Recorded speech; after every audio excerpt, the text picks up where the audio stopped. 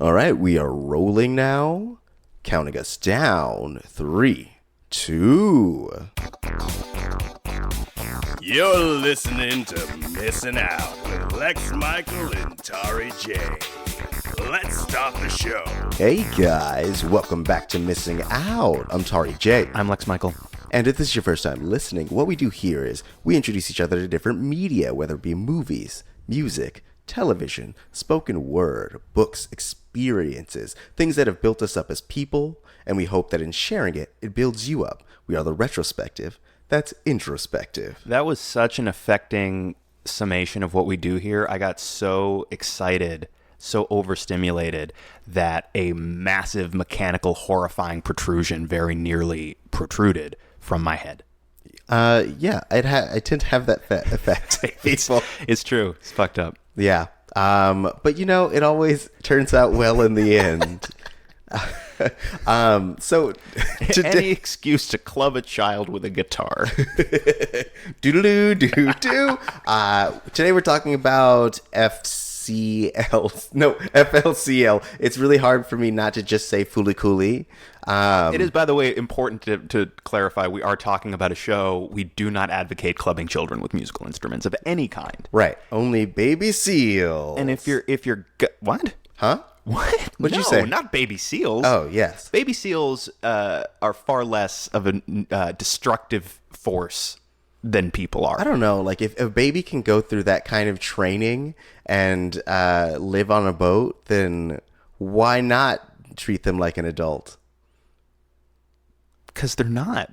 What? Because they're not. But, like, they went through the SEAL training. Baby SEAL Team 6.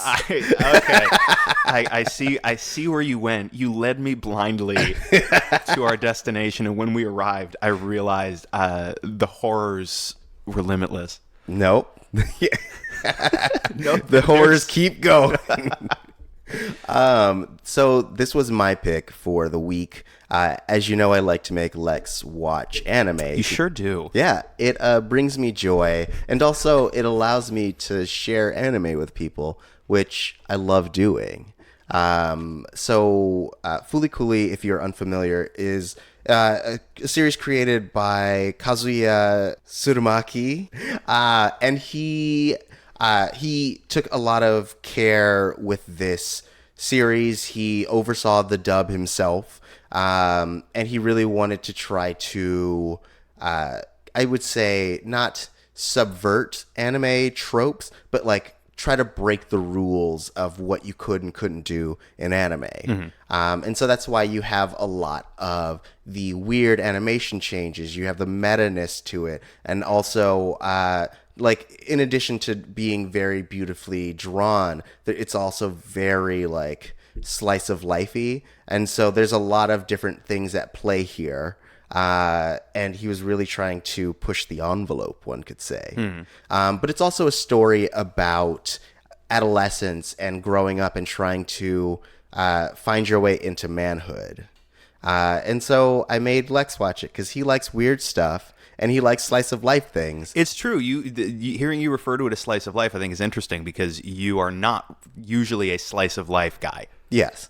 Well, I'm here for the robot fights. I'm here for the weird sex innuendos, and the idea of someone trying to iron out the wrinkles in your brain. Like, that's the stuff I'm there for. All the other things, I don't think I really cared about until I was an adult watching it, being like, oh, I get where Takun's coming from. Sure. When did this show debut?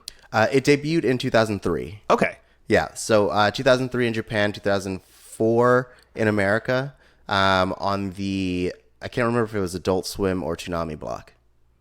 It's always one of those. Yeah, I think it was Adult Swim because Toonami took a long break, like it stopped airing for a long time. And this is also a more adult-oriented animation, so It definitely feels like an Adult Swim joint. Yeah, I can see that. I guess I should pitch it. I feel like I just did, though. I feel like that was a solid. It was like that plus monster fights, Right. basically.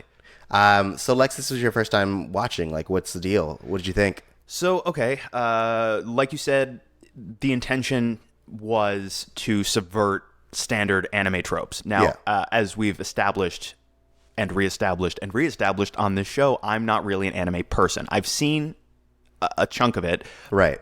Many samplings from the medium, the form, but I've not internalized those tropes. So to see them subverted, to see those rules broken, does not carry with it the same significance for me because I don't have that point of reference. Right.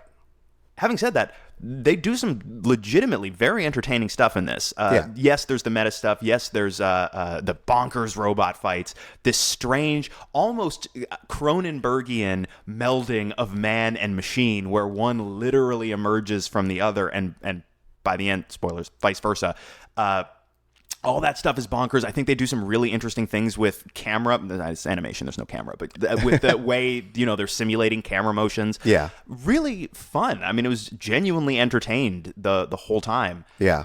And having said all that, I have, what did I watch? What was that? What was happening? Like, what was that? I felt so, yes, entertained, but utterly bewildered. And Tauri Jay, I am an American, and when I don't understand something, I become very fearful. Oh, no, I get it. And that leads to anger. And anger leads to suffering. Suffering leads to the dark side of the Force. This is what we do on this show now. Yeah. Take that, Frank Oz. Frank Oz somewhere in the valley is like, hey. I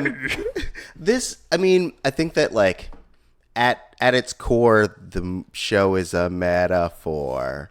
Do you get it? Do you get the metaphor for adolescence? Yes. Yes. I don't think it's a huge leap to suggest that the phallic protrusion from his forehead may be symbolic of something or other. Oh, I don't even think I got that. Well, yeah. So what you watched, I think, in essence, is I feel like there's a lot of moments that you could take as being real or not within this. Right. Like the whole thing cycles around this kid named Naota. And this is for the audience. This isn't for you. You watched it. No, honestly, I probably need this as much as anybody. I probably need it.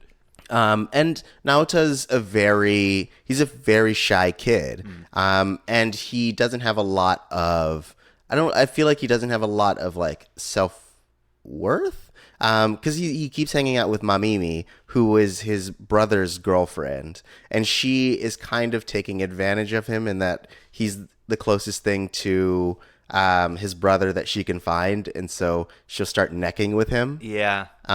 Which is, it's kind of messed up, but like it's pretty messed up. Right. But if you don't have a lot of like value in yourself, then you'll take what you can get. Right. And then he meets this pretty much otherworldly character who has taken to him. She says the things that he wants to hear, like, I only want to be with you and I'm here, and like, but like her intentions are also dubious. Yes. So he's still in the end kind of getting taken advantage of until he, and this is a kind of a spoiler, but like until he kind of takes it back in and of itself. Yeah. And so like, it's a story of someone gaining their confidence through people who are kind of manipulating him and finding his own worth and value. So I, now having heard all of that the way you just phrased it, I can actually track the story of this thing now. And I appreciate that you could watch it on a purely surface level, right, where it's just all crazy monster fights and why is this thing coming out of this dude's head, why is this chick so mean to him, but yeah, there's a whole lot going on under that layer. And I appreciate, it's part of why like for example, I like the movie Hereditary so much. Like I think it was one of the best movies that came out last year, because yes, it's on the surface genuinely unsettling horror movie, but all of that is allegory for trauma, for pain, for the way that trauma is passed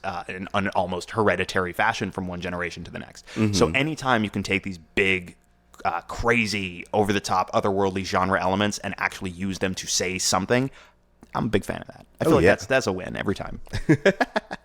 So I feel like we can't really talk about it anymore without, going into spoilers. So we will do that. We're going to be dropping the spoiler wall. Yeah, if we didn't sell you on head protrusions, I mean, like, go, check it out, watch it, come back, check it out, check things, check out my melodies.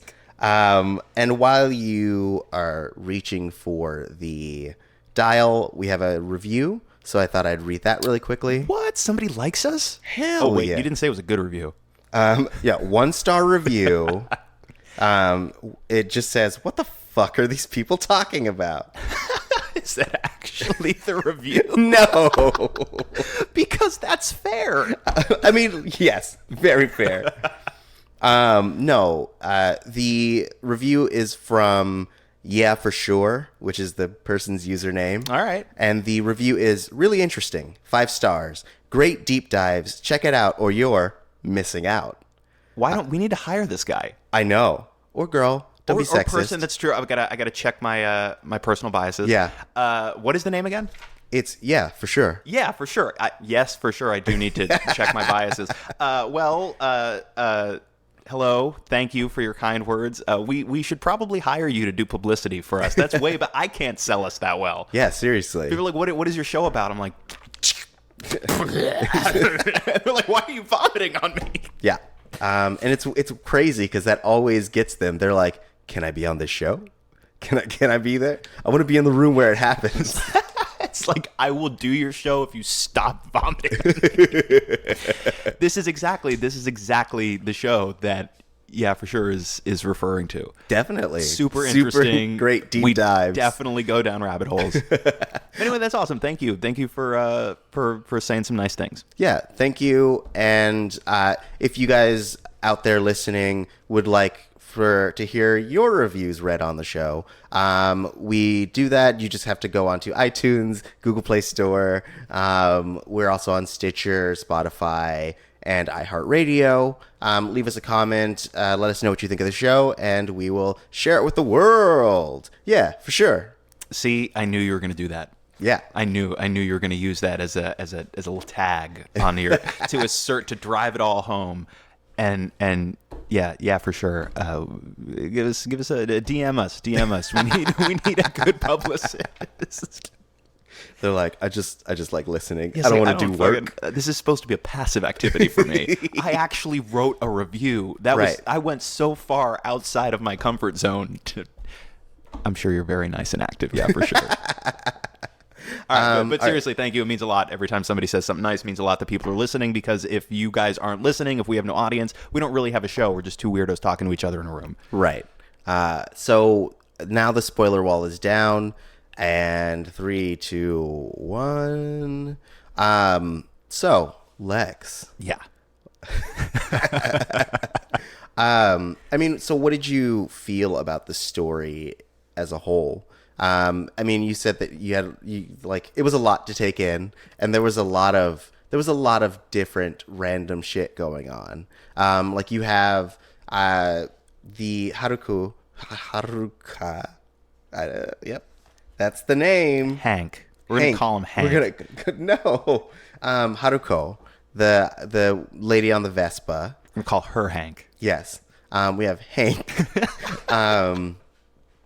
who basically the story they give is that she's from another plane of existence or another planet, and she's in love with this otherworldly being, and so she's trying to summon him into our world because he's been imprisoned by Medical Mechanica. Yep, all of that. So many words. So simple. Those interesting words. What's that one mean? Sinister organization. It feels like he was like, all right, I need this shady organization, and it needs to sound, real corporate. And you're like, Medical Mechanica. Hell yeah. It's like, nailed it in one. Alliterative. It's the fucking Marvel Comics school of naming things. Oh yeah. Just it's alliteration and vowels and hard consonants. Mm-hmm. So it's a word basically. Yes, Yes. indeed. Some words have vowels and consonants. Did you know? No. That's what Yeah for sure is talking about when they say our show is so interesting. Look at what I just revealed to you and shit. Yeah, I learn something every time this show happens. Like, I thought I knew English and shit, and I'm learning all the time. Sometimes there's vowels. Yeah. That was dumb. That was unnecessary. No, it was great. It was great. You know, you're great. Aw, Yeah. thanks. I wouldn't believe you, but yeah, for sure confirmed it. So yeah, I mean, Haruko, fucking names. Haruko comes in and ruins Naota's life.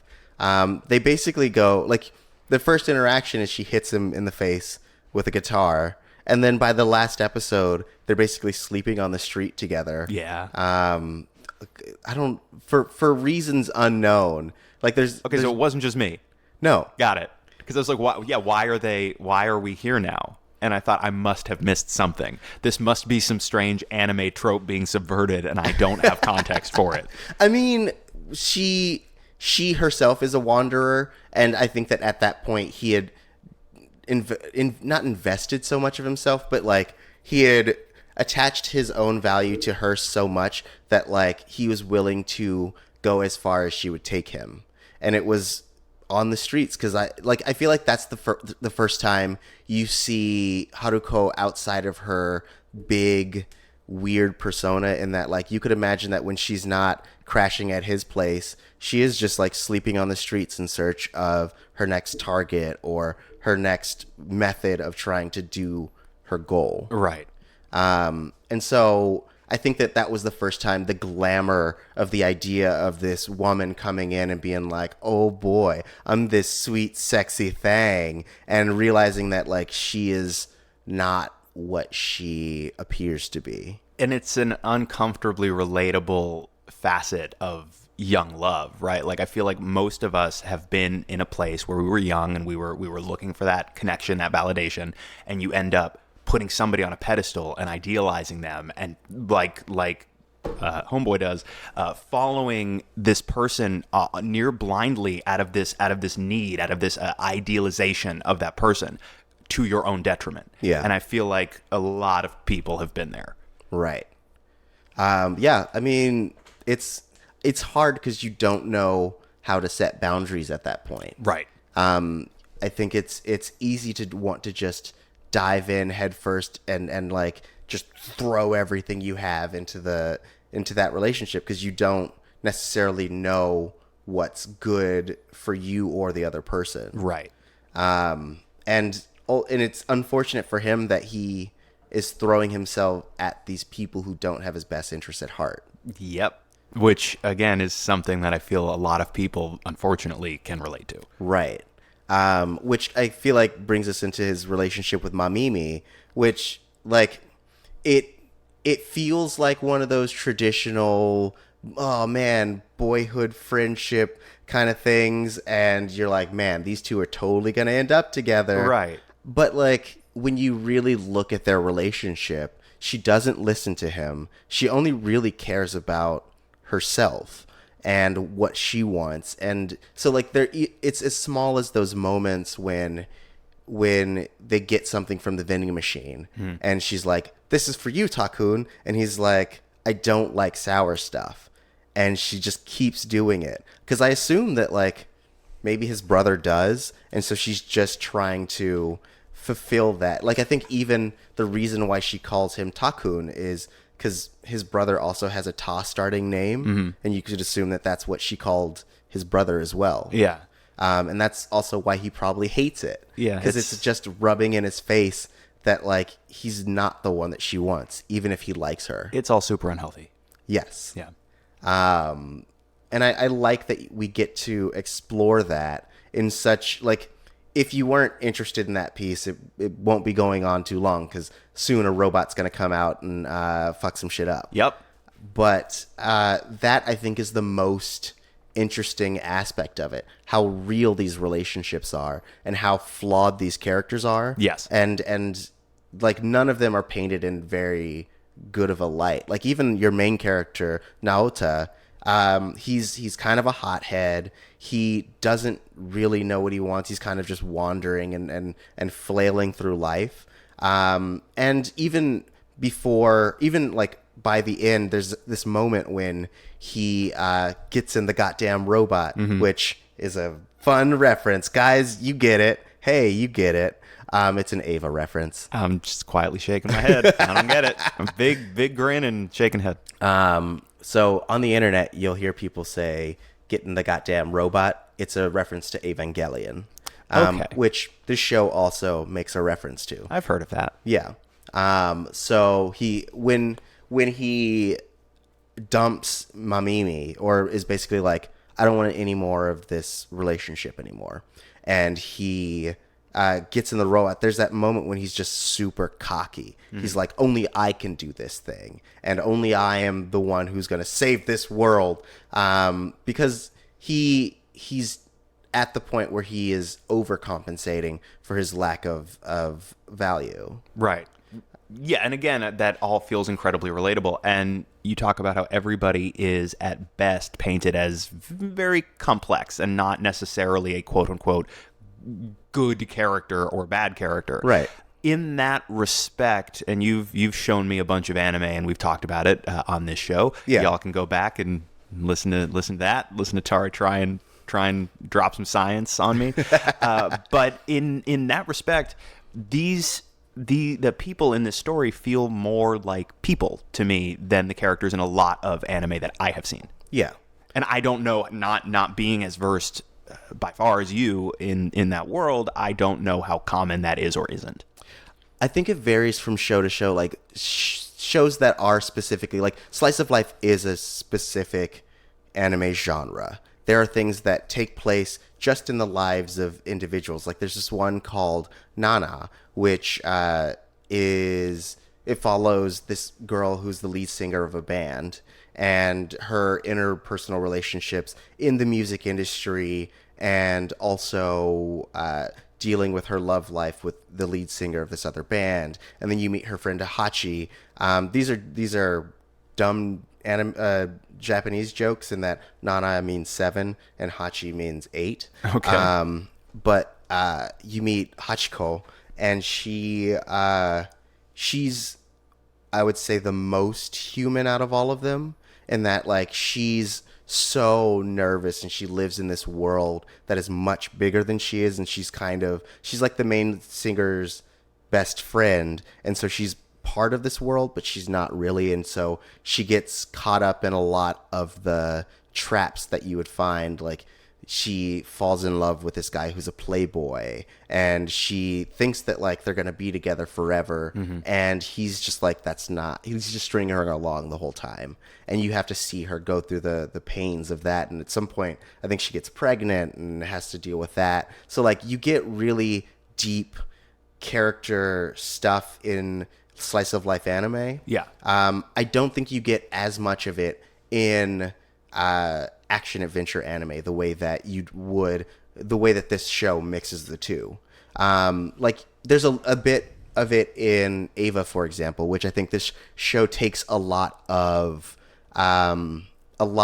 inspiration from, in that Evangelion was made to subvert the mecha genre, and that is really what it does, in that it shows what a child soldier would actually do given the situation, and it really dives into what it's like to be someone who is depressed in this world. Wait, pause. The mecha what who? Oh, mecha anime is like all the stuff with robots. So it's pretty. I was like, okay, giant robots, and is that it? Is that like the singular defining characteristic? That's the genre, yeah. Okay. I mean, you know, because it varies. Like the biggest in the genre and the most well known is Gundam, which I've heard of that one, right? And so that is like the template where these people are super excited to get in the robots and they're defending their honor, and there's politics and everyone's real excited, and no one's super flawed. They're just like, yeah, I'm the hero. And then you get things like Ava, where it's there's no real glory in what they're doing. It's a slog, and you feel the emotional weight and trauma of having to do these missions. And then you get further down into what is kind of a parody in Fooly Cooly, in that you're exploring the psychosexual aspects of adolescence, but you're also exploring it in a way that like you have to watch this child deal with those things on a physical and metaphysical way, and it's not something that like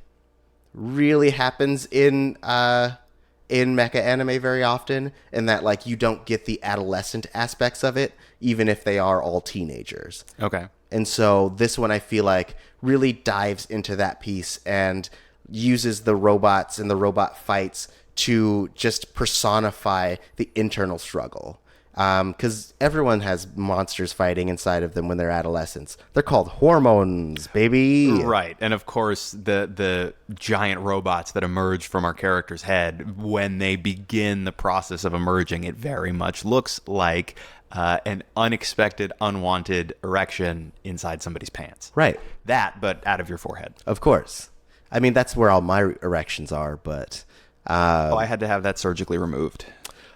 We were going to, but, you know, healthcare system in America. It's rough. It is rough. I had to have a back alley robot forehead protrusion removal operation. Yeah, and those aren't cheap. No, You and know? they're very dangerous. They are. Like, I would say a 30% survival rate. No, You're I'm a lucky man. Very lucky. Yeah. I am missing 2/3 of my head, though. Yeah, but no one really notices. You wear a lot of hats. Yeah, and I'm very distinct looking. Yeah. You know? Exactly. No, and now I do. I have a head for hats in a way I didn't before. Mm-hmm. So yeah. I also like that the dad character, who is odd. He's the most, I would say, like, if there was a big meta aspect to the show, it's that he is this giant anime weeb who there are moments when like they're talking over it, but he's essentially going on a really big tirade about a specific anime. So like there's a moment when Naoto says that his dad wrote a dissertation on Evangelion. And so I feel like is everyone watching the show being like, oh, well, this is a reference to this thing, and this is... I have another question. Yes. What is weeb? Oh, a weeaboo is a derogatory term for people who are super into Japanese culture to the point where it's embarrassing. Oh, so it's like when people use nerd in a derogatory sense. Right. Like, fucking nerd. Yeah. It's like yeah. that. Mm-hmm. I got it. Cool. Yeah. Because it's usually like the if you had to make a poster for what a weeb is, you could imagine like a big white dude with stubble, a neck beard, a ponytail, and a kimono, like slicing watermelons with his sword he bought from Comic-Con. You definitely painted a picture. Yep. That's a weeb. I've seen that guy. Yep. Yep, now I know. Mm-hmm. And he probably will throw Japanese phrases into the middle of his normal speech. So he'll be like, oh, man, that was so kawaii. It made me real coy. You get it because they sound similar, but like one's cute and one's scary. You know what I'm saying? White people. I know. They're the worst. But yeah, so, and I like that he lets Naota kind of do his own thing. Like there are all these moments when he's talking to Naota and being like, look, you know, this lady's staying here, but you got to be careful about like your feelings. And he's trying to be the voice of reason, but letting Naota make his own mistakes, which I really like. And I also like the moment when you find out his dad was replaced with a robot, and he is stuffed under, I think, a sink covered in roaches. Yeah, that was my favorite part with the dad. All right. But beyond that, the agent character with the giant seaweed eyebrows. Yeah, that guy who's R.I.P. his eyebrows. Yeah, it's sad. I do like that it was literally seaweed scanned in, and they used those as his eyebrows. He really, I like that the show went out of its way before everyone was talking about like the idea of toxic masculinity. Like, that guy is that. He's like, you want to be a man, you gotta have giant eyebrows, and you gotta make sure that women don't control your emotions. And and you can tell that he had a previous relationship with Haruko. And it's like he's the scorned ex who's trying to come in and warn all the new guys of being like, this girl's bad news, yo. Yep. And because I feel like that's a really good amount of world building too, to show that like she's been up to this for a long time, right? And it's like a big generational thing. I think that there may have been implications that there was someone before him as well.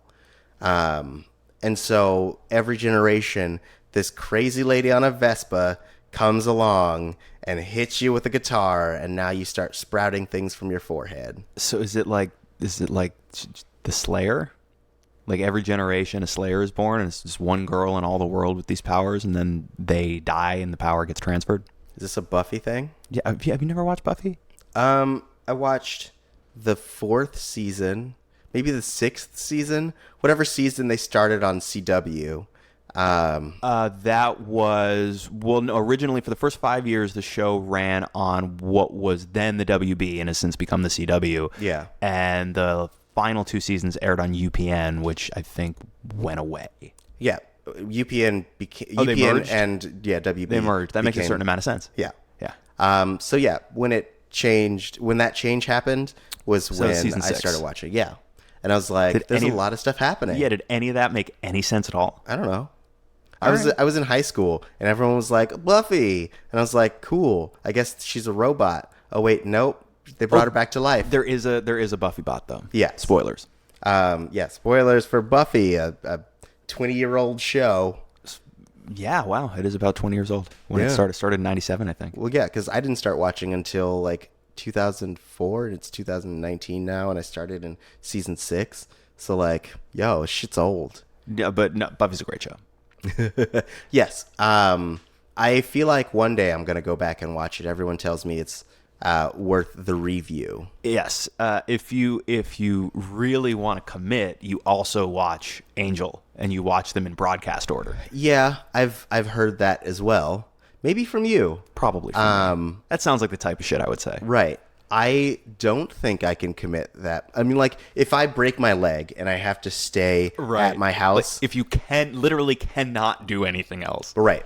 Then I will watch Buffy and Angel in concurrent order. That's like 12 seasons worth of programming, I believe. 7 of Buffy, 5 of Angel. So I will do that when I break my leg. Everyone out there, please don't show up to me and break my leg to make me watch Buffy, because then I won't do it out of principle. Yeah, don't do that. Okay. Lex has just pulled a bat out of his backpack, and he's hitting it against his hand right now and winking, and I hate it. You look a little lost. Oh, and 2 guys just showed up behind him and started hitting their fists with their hand and going, what are you going to do to him, boss?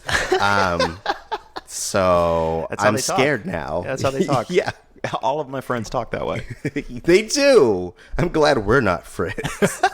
Or you'd have to talk that way. Exactly. Yep. Oh, man. But yeah, so those are my favorite aspects of the show. Okay. Yeah. I feel like, I definitely feel like I am learning things about the thing I watched, because it's like I said up top, I had a good time watching it. I was consistently entertained. I still could barely tell you what happened, even after you walked me through almost all of it. I don't know that I could parrot that back to you. Right. But I've far more fully wrapped my head around all of this as metaphor for adolescence and discovering or attempting to discover who you are, both as an individual and also potentially in some kind of relationship. I dig all of that. Yeah. I feel so bewildered. I'm adrift. I feel like I'm on a little raft in the middle of the ocean, and I just figured out, like, I made it a makeshift oar. Like, I just figured that out, and I don't know. Like, I'm still lost though. Like, Yeah. I was like, I can make a little bit of motion now. I can this forward momentum. I don't know where I am. I don't know where I'm going. I'm confused. I need somebody to like airlift me out of there. Yeah. Which is what you're attempting to do. Yeah. That's what I'm here for. Grab the rope, baby. Make sure you don't spin. Make sure the wind is good. But well, yeah, and I think that like after listing all the things that I really enjoy about it, I think something that was hard for me is watching it as an adult. In that, like, I can now see I don't relate to the adolescent pieces of it as much.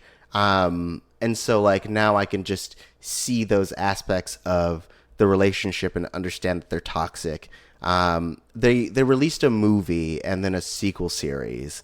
I haven't had the chance to check those out, but I would be really interested in seeing how they continue to explore these characters. Are these also on Hulu? I think you'd have to find them on either the Funimation app or on the Adult Swim app, because they aired on Adult Swim before. Got it. Okay, so yeah, you told me that I could find the dubbed version of the show on the Funimation app and the original Japanese subtitled version on Hulu. Yeah. So I ended up splitting the difference. I watched about half of it with the dub and half of it without the dub. Oh, nice. It's quite an experience. Oh, yeah. The sub is a lot, because there's a lot going on visually, and then in addition to that, they speak very quickly. Yes. On top of one another, like especially in those manga sequences where you're going panel to panel and there's like shit on the screen while they're talking on top of one another and just trying to keep track of that piece. Bonkers. Yep, and towards the end of the show as well, there are sequences, like one of the final sequences of the show, there's voiceover happening, but there's also a conversation going on in the scene, like in the background of the audio track, but in the scene, and they have both subtitled simultaneously. Yeah. So my eyeballs are going bong, bong, bong, bong, bong, up and down on the screen, trying to make sure I'm reading all of the information. Right. Because, yeah, this stuff happens rapidly and frequently overlapping. Yeah. I think what I do find interesting watching the sub versus the dub is that since they were adapting it for an American audience, and there are a lot of like pop culture specific references, seeing what they said in the dub versus what they said in the sub, which was a very difficult process to go back and forth in, because they're on two different platforms. Right. And so sometimes I would try to mark down a spot that I wanted to check out to see what the specific reference was. So like in the scene where the robot goes to 7-Eleven, which in the Japanese they call it something else. Right. They don't have, well, they have 7-Elevens now probably, but It's just not as much of a cultural touchstone as it is in America. right. But that scene had so many pop culture references and things that they had to change and adapt for the American audiences. Because like the grandpa wanted a specific nudie mag and with a specific model in it, and so they I forget what the Japanese version of it, but it was like some Japanese model Person. but they ended up changing it to Hustler and not Jennifer Aniston, Anna Nicole Smith. Yeah, that's right. Yeah. Because she was also very big around that time. Yes. She had a show. Now she's dead. On E? Yeah. Yeah. Yeah. And yes, she's, you're right. Yep. Yes, she is. That's true. It's very true. Yeah. So I find that part interesting. And I do really like that the original director and the creator was able to oversee it. Like, fucking otaku weeb fans are always like, oh, you deviated from the original Japanese. But like, these were choices that were specifically made by the creator, so I feel like they are approved, and you can't complain about it because he they were his choice, bro. Right. Like he wanted it that way. Right. And it's ultimately what we talk about all the time, how when people become a big fan of something and they internalize it to a certain extent, they have their own personal relationship with it. They get sometimes this weird sense of entitlement or ownership over the thing. Yeah. And the thing doesn't belong to you. It's why, anyone who wants to can take issue with, for example, the changes George Lucas made to the original Star Wars movies. Yeah. And plenty of reasons to. But they are his movies. Yeah. He was allowed to do whatever he wanted. If that's what he wanted for those movies, then that's his prerogative, and it's not for me to say you're not allowed to do that or that's bad or whatever, because right. I don't actually own the thing. I only own my relationship with it. Having said that, man, like, they got to make the original versions of those available legally somewhere, man. Like, not for nothing, Disney owns them now, and Disney does not leave money on the table. Right. But that, to my point, yeah, you develop this sort of toxic, and it makes people a little bit obnoxious. Yes. And that's how you end up with what you were just describing. People who aren't even from the world that the art sprung from. Yeah. Are taking issue with it not being the way, like not having the proper level of purity. Yeah. For their particular taste. And man, like you know, and if you've listened to this show in the past, you probably know that stuff makes me so tired. Yes. I get it. It makes me because I feel so the same. tired. Oh man. Okay. So, do you have any final thoughts about this show? I mean, look, I'm parroting the same thing over and over, but it's basically boils down to I was super entertained by this. Yeah. I was equally bewildered the entire time, but I appreciate, especially with you laying it out for me the way you did, there's so much to appreciate there. Mm-hmm. Now, again, like, I'm not an anime person, so is this going to be something I go back to time and time again? Not necessarily, but I have a great amount of appreciation for what's there and what they were able to accomplish. And on top of that, I am not versed in that world, and I was still able to find a lot to appreciate. I'm glad. I mean, you're not as glad as I am. Except for, no kidding, like, I'm definitely the gladder of the two of us that I found some way in. No, I'm more excited. This is you're one step closer to one day you're gonna be the guy with the ponytail and the stubble and the neck sword beard I bought at and the sword. Comic-Con. Yep. And you're gonna be like, "Whoa, watch me slice this watermelon! I'm gonna Naruto run away!" Ooh. That's gonna be you. Oh. And you're one step closer. Every time I make you watch an anime, you're one step closer. I gotta get out of here. Oh, look, he's Naruto running away. He's sprouting a ponytail as he goes.